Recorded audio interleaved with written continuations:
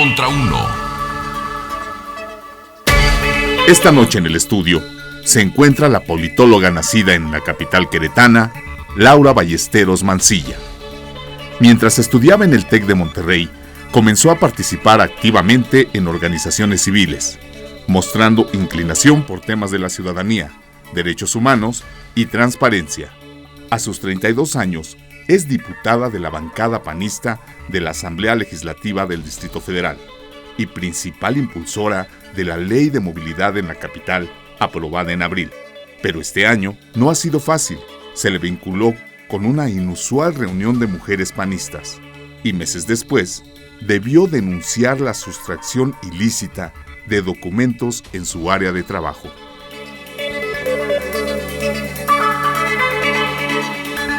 Laura Ballesteros, diputada del PAN en la Asamblea Legislativa del DF. Bienvenida a 3 contra 1. Muchas gracias por la invitación. Encantada. Oye, Laura, has estado muy involucrada en el tema de los taxis y el conflicto que hay ahorita entre los taxis regulares o concesionarios que se quejan de los otros irregulares o piratas, donde incluyen a los taxis que pedimos a través de aplicaciones como por ejemplo Uber. ¿En qué va ese asunto, Laura? Mira, en los últimos días han habido confrontaciones, han habido algunos pleitos y al final de cuentas lo que nadie ha puesto sobre la mesa y es lo que hemos intentado hacer en la Asamblea Legislativa es al usuario. De pronto puede parecer un pleito entre taxistas y políticos y creo que ahí es donde es el peor de los mundos y nadie gana. Al final del día el usuario hoy pide un mejor servicio de transporte público en la ciudad.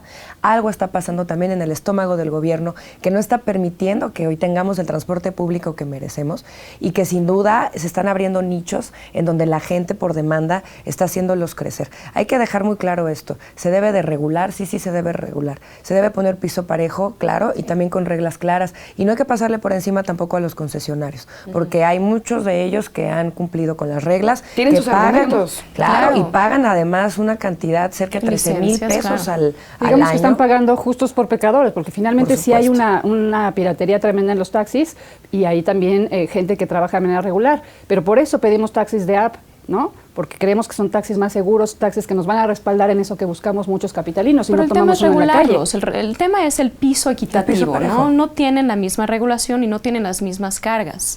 Aquí y yo creo que que lo que tú estás proponiendo justamente eso. Estoy proponiendo que haya un equilibrio, que podamos ponerle piso parejo a las nuevas aplicaciones de transporte, que las podemos dividir en dos.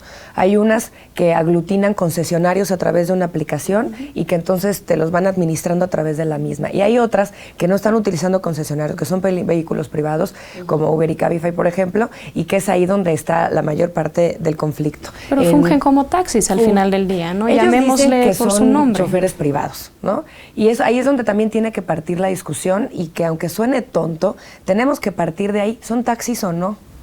Sí, hay que plantearlo. Hay que definirlo. Porque si sí son taxi, entonces hay que meterlos en las reglas de los taxis, ¿no? Con la nueva modalidad de la tecnología y las aplicaciones. Pero si no son taxis, entonces ¿qué son? ¿Y en dónde los vamos a regular? En Washington, hace unos días precisamente, sacaron ya la primera regulación en el mundo a este respecto. ¿En el mundo? En el mundo es la primera en Washington, digamos el equivalente a la Asamblea Legislativa de Washington lo sacó y lo trató de la siguiente manera que me parece interesante. Ley para la innovación de los vehículos de alquiler. O sea, es bien interesante porque está introduciendo dos elementos. Innovación, que tiene que ver todo con la tecnología. La tecnología marca tendencias. La tecnología no debemos de tenerle miedo, ni tampoco preocuparnos porque hoy las leyes no estén corriendo al igual que ellas. La tecnología va a ir siempre adelante. Y nosotros tenemos que actuar rápido y tenemos que discutirlo sin pena y sin miedo. Y sin vergüenza tampoco. Y por otro lado, vehículos de alquiler. Los están planteando como vehículos de alquiler. Yo no estoy diciendo que tengamos que hacer eso. Estoy diciendo que es lo que está haciendo el mundo. Y la Ciudad de México es la quinta ciudad más grande del mundo. Estamos perfectamente en posibilidades de no copiar otros ejemplos, sino de proponer y ser un referente mundial. Y yo quiero ver a la Asamblea Legislativa y al gobierno entrándole al debate. Claro, oye, pero ¿qué te dicen los taxistas en las mesas de trabajo que han tenido en las reuniones? O sea, ¿de qué se quejan en corto con ustedes? Pues mira, muchos de ellos primero estaban bastante molestos porque pensaban que de mi posición personal, como las de algunos legisladores, era proteger a las nuevas aplicaciones por encima de ellos. Entonces, las primeras mesas fueron para poder intercambiar opiniones y que sepan que nosotros estamos del lado del usuario. Yo no puedo defender ni a las nuevas aplicaciones ni tampoco a los taxistas. Yo tengo que estar del lado del usuario y del lado de la legalidad. Y es ahí donde les abrimos las posibilidades, como ellos además las merecen, de poder trabajar los temas. Llegamos al acuerdo de generar una mesa de trabajo con la Secretaría de Movilidad, la nueva Secretaría de Movilidad. Propuse también que intervenga Profeco. La Profeco tiene mucho que decir y no ha dicho nada. Mira, a veces estamos en esta discusión donde los nuevos transportes dicen que son privados y no los viejos, sino los tradicionales dicen que ellos son públicos. Y la realidad es que todos son privados. Cuando el gobierno está concesionando el servicio, se lo está concesionando a un privado. Y entonces tú como usuario eres un consumidor y la Profeco tiene mucho que decir al respecto también. Entonces yo quiero que en esta mesa se incluya la Profeco. La propuesta es que nos la llevemos esta discusión a la Asamblea Legislativa. Se ha estado proponiendo que hagamos un foro con todas las voces. Yo no he visto en lo particular a nadie. Creo que lo correcto es que públicamente todos nos sentemos y hablemos. ¿Y la gente de estas aplicaciones, las representantes, también se han sentado a esa mesa? ¿Han estado? No, hemos estado en contacto nada más con los concesionarios hasta ahora. Por eso queremos abrir la mesa para todos, y ya sea un foro o la mesa o los dos, que puedan estar todas las voces ahí representadas. Nosotros les hemos estado dando seguimiento en redes sociales con los posicionamientos que han ofrecido. Oye, para irnos a pausa, Laura, ¿y tú cómo te mueves en la ciudad? O sea, pues yo trato de ser intermodal. La verdad es que antes de ser asambleísta, ya me moví en transporte público desde hace mucho tiempo. Yo estudié y trabajé desde los 17 años. Entonces me tocaba de repente los embotellamientos hacia el Zócalo y opté por el metro. Y así me hice usuaria de transporte público por ser práctica y eficiente. Podía estudiar, leer, comer, incluso a veces en el metro, y llegaba directo a mis clases. ¿Pero sigues utilizando el metro? ¿Ya Sigo no, utilizando el metro. Utilizo metro, utilizo metrobús, utilizo bicicleta. Trato de utilizar la bicicleta 2 veces a la semana como único medio de transporte. ¿Y cómo le haces con los tacones y el traje sastre? Porque tienes que llegar. Tacones y traje sastre y bolsa. Porque creo que parte de lo que tenemos que decirle a la gente es que no tienes que disfrazarte de astronauta para salir a la calle y subirte a una bicicleta, que es tu herramienta de movilidad, que vas directo a la oficina con saquito y con tacón, si ese es tu código de vestimenta. Así te subes a la bicicleta así y así me subo a la bicicleta calle. Y tengo una canastita donde pongo mi bolsa. Y así es donde trato de moverme. Intento generar en estas 2 veces a la semana trayectos de 20 minutos entre una y otra cita, para que no sea más de eso, porque más de eso ya es cansado y también se genera una lógica más lenta. Si no, utilizo el metro. El metro es espectacular cuando llega a donde llega, porque el problema del metro es que este plan maestro del metro nadie se preocupó por ejecutarlo. ¿En horas pico la Bueno, eso es. En horas pico me subo. Me ha tocado cuando se queda parado.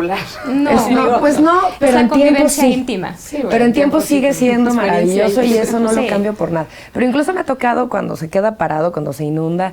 Que últimamente mucho, ¿no? ¿Sabes que el metro tiene 25,000 millones de pesos de déficit en inversión en mantenimiento? O sea, lo que estamos viviendo no es fortuito. Ni siquiera es producto de una mala administración, es producto de la falta de inversión. Pero el dato más, digamos que revelador y además dramático, es que nosotros creemos, cuando yo entré a trabajar en esta materia de movilidad, creía que no se invertía en movilidad. Y descubrí conforme estudié el tema que es un mito. El gobierno está invirtiendo cerca de 30,000 millones de pesos al año. ¿Los invierten mal? En movilidad en la ciudad, lo invierten mal. Porque el 78% ya medido está siendo invertido en infraestructura vial. Y entonces, evidentemente, el transporte público, el futuro, lo que tendríamos que estar hoy pensando y invirtiendo, sobre todo además para llegar a la mayoría, el 80% de la gente usa transporte público en la ciudad. Claro. Entonces es injusto no invertirlo ahí. Pero bueno, ahí están las fallas. Bueno, vamos a pausa y regresamos. Sí, gracias.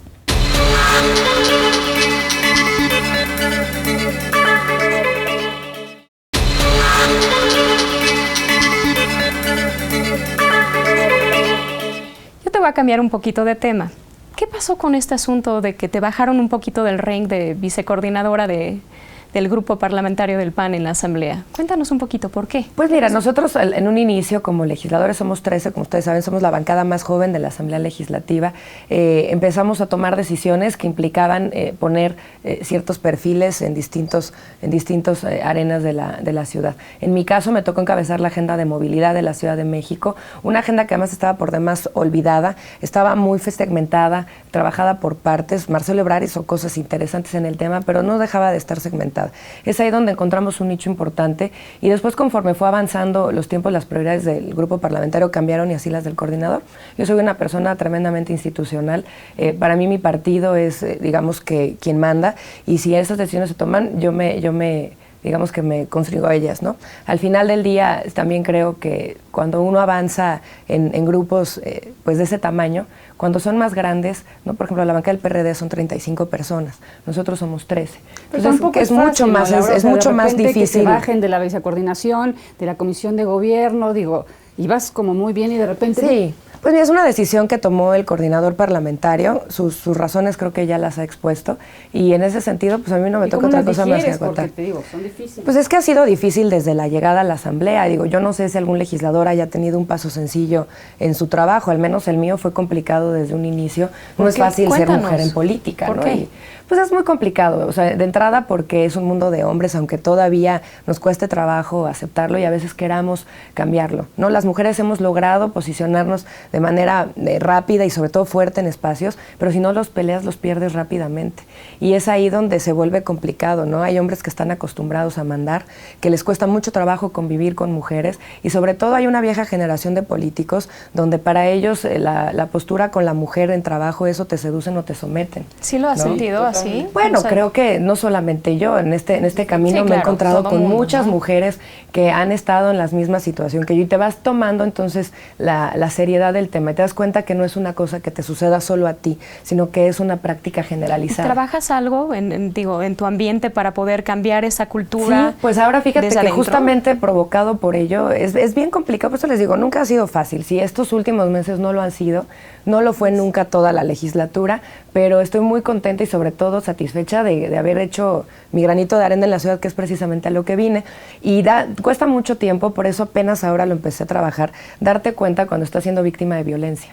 Es bien difícil darte cuenta. Lo has de vivido ello. últimamente en dos ocasiones, por lo menos, ¿no? El último, Sí. el robo en Tucurul. Antes Sí, unos también ya ataques se ¿Qué fue metieron que ahí. incentivó eso, en tu opinión? Es decir, ¿qué motivó que te roben en algo tan Pues no entiendo. abierto, No se llevaron ¿no? papeles, no se llevaron nada de valor. Digo que tampoco iPhone tengo estaba nada. ahí, ¿no? Y Mi no te iPad. tu iPad. Las iPads que nos dieron a los Pero legisladores los para papeles votar. es lo más interesante. Se Es llevaron decir, los papeles. Pues ¿Pero yo qué creo había en que- esos papeles? Porque hablas de un folder que tiene que ver con tu trabajo. Sí, legislativo. había ¿Qué temas hacía de que pudieran llevarse minutas ahí? de las reuniones de comisión, algunos oficios que me turnan, había algunas cosas mías médicas porque estoy en tratamientos de tiroides desde hace algunos meses y había papeles, yo creo que pues querían investigar qué papeles ¿Sí había. presentaste denuncia? Sí, levanté mi denuncia en el Ministerio Público, la verdad es que no quiero adelantar ningún tipo de Hipótesis. de hipótesis, pues que la autoridad haga lo haga su suyo. trabajo. Sí me parece lamentable que esto suceda en la Asamblea, pero tampoco estoy pidiendo un trato privilegiado, yo soy igual que todos y que se siga por la ley su curso, ¿no? Pero bueno, te decía que un poco en este tema cuesta mucho trabajo darte cuenta cuando estás siendo víctima de violencia.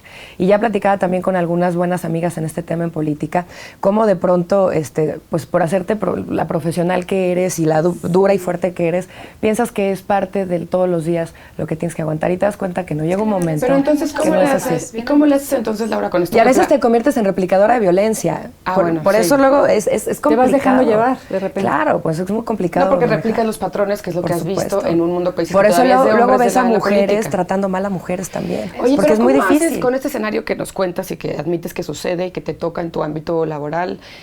¿Cómo haces al mismo tiempo para ser institucional dentro del Partido de Acción Nacional? O sea, ¿pasa algo que te molesta y no lo expresas? ¿O cómo lo expresas para al mismo tiempo seguir cumpliendo con las reglas? O sea, ¿cómo le haces? Pues yo no sé si sea lo correcto, pero finalmente lo que yo hice fue darle parte a mi partido de las situaciones que se estaban presentando y el partido toma decisiones, toma conclusiones. Yo creo que hay que ser institucional implica seguir las vías institucionales.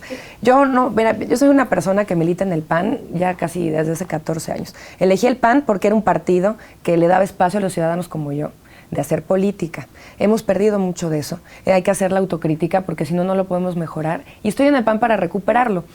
Ahí es donde creo que tenemos que mejorar los espacios para que los ciudadanos entren a hacer política y de repente no se asusten, ¿no? Cuando suceden cosas que se escapan a veces a los ojos de la justicia, ¿no? La gente tiene que saber que si va a llegar a un partido como el PAN o cualquier otro, van a haber reglas donde se le va a ¿Y respetar. cómo recuperar esos espacios que el PAN ha perdido tanto en los últimos años? Es decir, ¿cuál es la propuesta? Hay que abrirlo, no nos ¿Cómo? tiene que dar miedo tener candidatos que quieran hacer política desde el Partido Acción Nacional, lleven carrera partidista o no. O candidatas, porque Claro, bueno, claro, no, me aceptemos refiero que el a- PAN es un partido mucho más de hombres. Sí, sin que duda. es Yo creo mucho que más el cerrado que PAN otros. ha tenido un proceso de cambio interesante en los últimos años.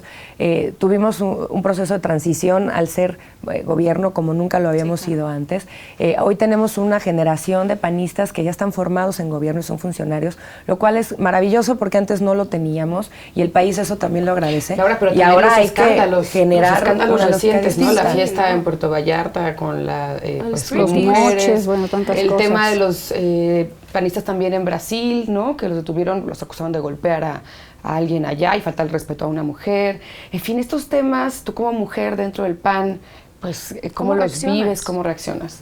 Pues mira, una vez más, sin adelantar conclusiones, yo sí creo que hay veces que hay temas que son por demás explosivos y que generan una ola que no necesariamente es lo que está sucediendo. Me ha tocado en carne propia vivirlo. O sea, en ese sentido, creo que hay que ser muy claros. El respeto a la mujer tiene que ser parejo, más en un partido que está promoviendo su participación. Madero ha dicho en muchas ocasiones que estamos buscando mujeres y así él también ha abierto las puertas para ello. Y por otro lado, también aprender a distinguir si hay casos que tengan que analizarse y perseguirse, se tienen que hacer, y eso no refleja al partido, a mí no me representa, y sé que no representa tampoco a muchos panistas. No te representa, pero no sí hay que ser injustos. Pero como que hay crisis de valores, ¿no? Porque ¿qué es el pero PAN en toda la ante todos política, estos? ¿qué pasa también con los partidos pero el PAN políticos? defiende como Pero el PAN es cosas. particularmente en su narrativa ético y moralista, y se basa mucho en eso, a diferencia de otros partidos. Sí. Entonces choca más. Y creo que también por eso a veces se hacen estas conclusiones adelantadas o carnicerías de pronto cuando hay temas tan jugosos sobre la mesa, porque de pronto se trata de atacar al PAN con mojigaterías o falsos debates, ¿no? Y creo que ahí también nosotros tenemos mucho que decir como panistas, porque ¿Cómo el PAN en qué caso te estás también refiriendo? es un ¿El de la partido fiesta, liberal? el de los brasileños? ¿En cuál Pues adelantamos un poco aprender nosotros a distinguir conclusiones? cuando es vida privada y cuando es vida pública, ¿no? Cuando un funcionario tiene, por supuesto, que respetar la línea muy delgada que existe entre las dos. Pero ¿Se comprobó que lo pagaron con recursos propios? El asunto de la fiesta. El tema No, sigue pero todavía estamos caminando. Pero tampoco se ha o sea, comprobado que haya sido con recursos públicos. Yo creo que más bien Ya se dejó como muchas cosas en pues México. va avanzando el tema y habrá que saber qué si se eso es opina. en la vida privada, aunque sean tus compañeros No, de yo partido, creo que nuestros representantes en uno el cuando es Congreso. funcionario, la línea es súper delgada y tienes que aprender a comportarte bajo las doctrinas y principios, no solamente de tu partido, sino que en tu casa te enseñaron. Pero por supuesto que hay que saber distinguir cuando hay también intenciones de hacer los temas mucho más grandes de los que son. Por eso yo no quisiera adelantar conclusiones, o sea, que si se llega a comprobar que fue recursos públicos y temas que sí son delicados para la función pública, habría que hacerlo. Pero insisto, de repente estos falsos debates en donde el PAN se le encasilla como un partido meramente conservador, también a quienes somos panistas que creemos en la venta liberal, porque nos ustedes genera en el PAN defienden ese tipo de valores, o sea, entonces... No, los defendemos y lo haremos siempre, pero también no olvidemos que el PAN fue fundado por liberales y que somos gente que tiene también otras propuestas, además de lo que siempre nos intentan encasillar como un partido conservador antiguo y de derecha, ¿no? Vamos a un pequeño corte y regresamos. Gracias.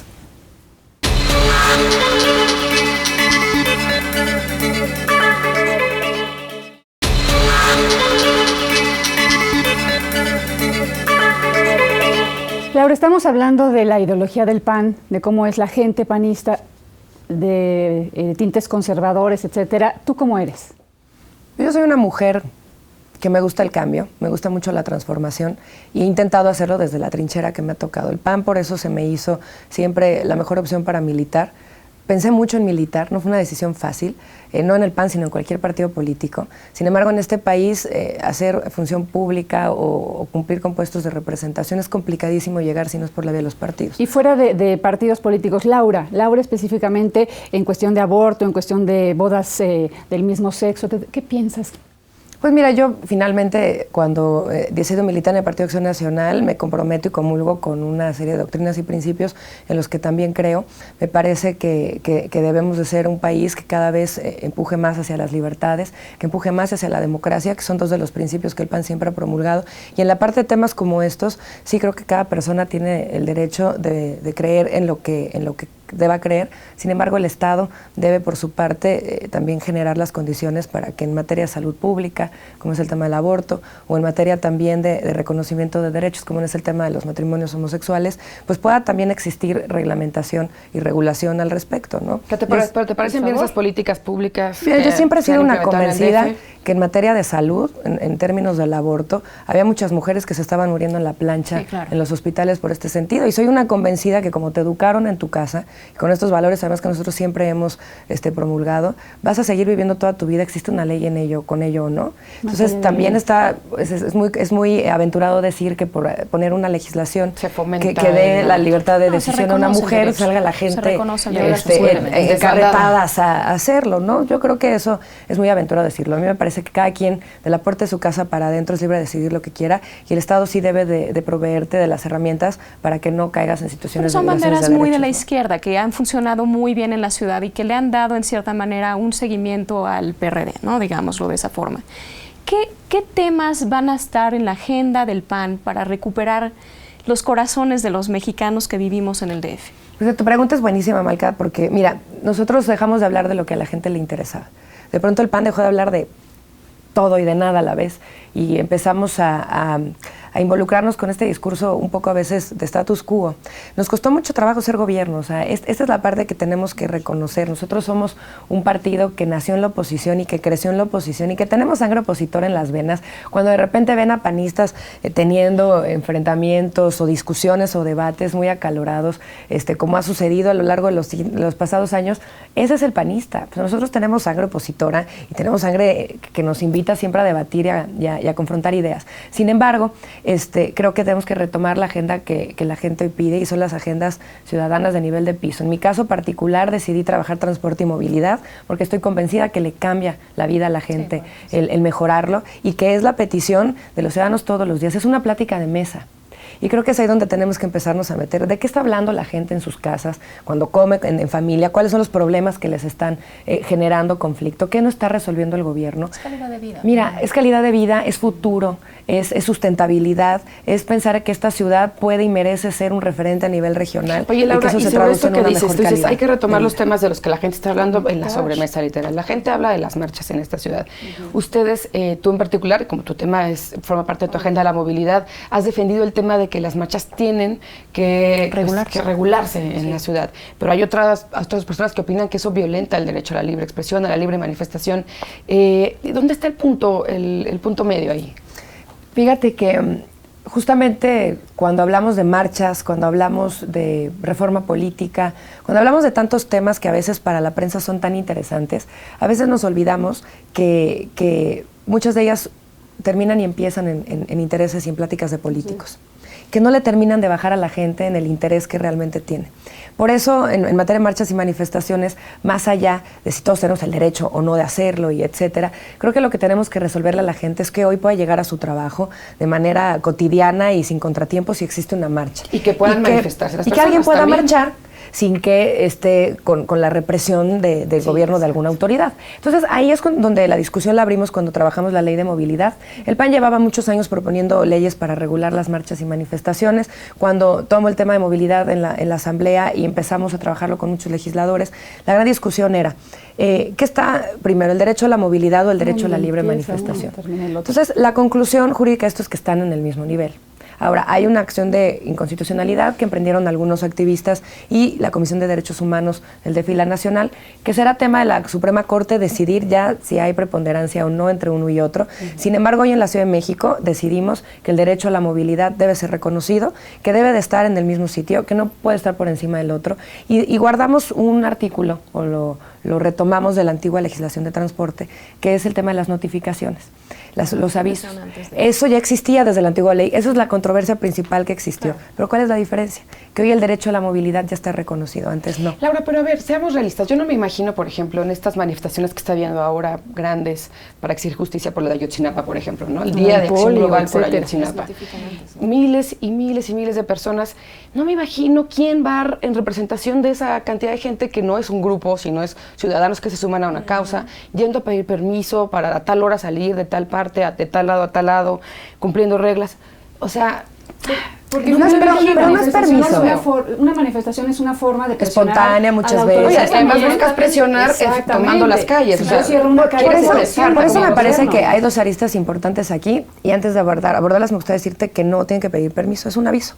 Con que manden un oficio. Pero es que eso es un tema que también es controversial. No es un permiso, pero es un aviso que se puede convertir en un permiso porque la autoridad te puede decir, ¿sabes qué no? Hasta el día de hoy, todas las marchas que han existido desde que la ley de movilidad se promulgó, ni una sola ha dado aviso y todas han podido suceder. ¿Qué te voy a decir? ¿Qué pasa?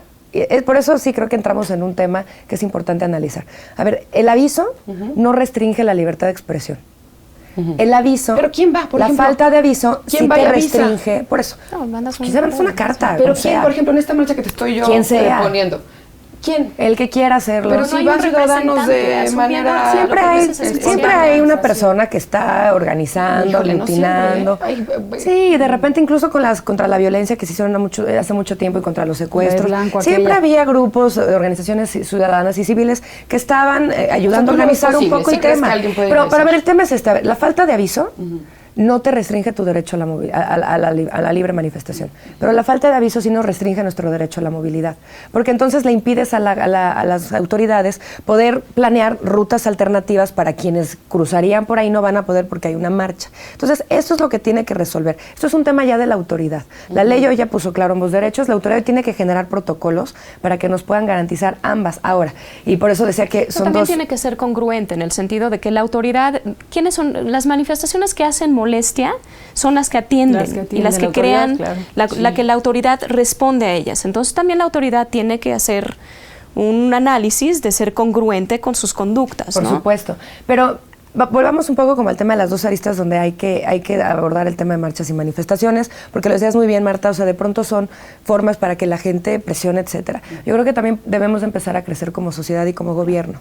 De pronto estamos atorados en esta dinámica en donde yo te grito y yo te castigo y yo te grito más fuerte y yo te voy a castigar y al final del día creo que el gobierno tiene que madurar en sus procesos para poder resolver las demandas de la gente antes de que salgan a gritar a la calle. Claro, irse a manifestar. Todos los protocolos que se deben de establecer previo a la marcha es de responsabilidad del gobierno. Y cuando tenemos marchas en la calle es porque alguien no está haciendo su trabajo. Y venir a la Ciudad de México, porque son manifestaciones que también vienen de otros estados a la Ciudad de Y a México. nosotros nos toca aquí malabarear con eso, ¿no? Le decía que toma el tema protocolo, que sería otro tema para platicar, pero lamentablemente se acabó. Esperamos tenerte otra vez por aquí en Tras Contra. Muchas gracias. Gracias. Y qué gusto verlos. Igualmente.